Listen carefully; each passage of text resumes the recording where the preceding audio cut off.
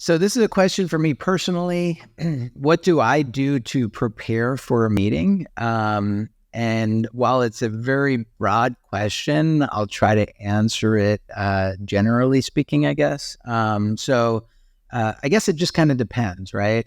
So if it's a sales meeting that I'm about to hop on a call and try to pitch my services to somebody, I try to spend about a good hour preparing for the meeting, where I'm looking over their website. I'm opening up a bunch of tabs. I might have some of their competitors listed, right? Because my goal is not to just show up and just kind of talk loosely about like who we are and what we do.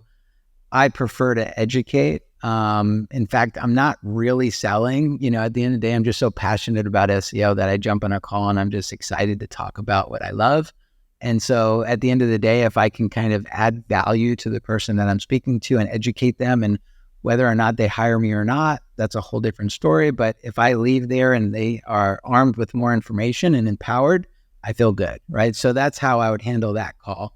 But sometimes, I just show up for a call and I don't do any preparation. I just know that I'm supposed to be on this call and I show up.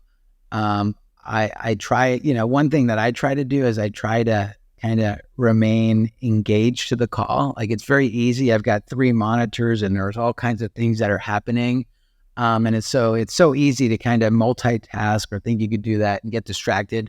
But a lot of times that's not really respectful to the people that are on the call.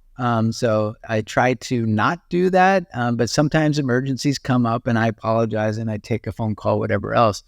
So I would just say that if you find yourself like in a meeting and you're doing a lot of multitasking and you're not conscious to that, it could be seen as being rude to the other people on the call. And then me as a leader, this is really hard for me because I'm an A-type personality. I like to kind of control the conversation and control the questions. But one of the things that I learned is that, as a leader, it's best to kind of speak last. And so, I try to let, the team kind of come up with solutions and ideas, and then I try to speak last. And so if you're a leader, that's just another tip that I give you.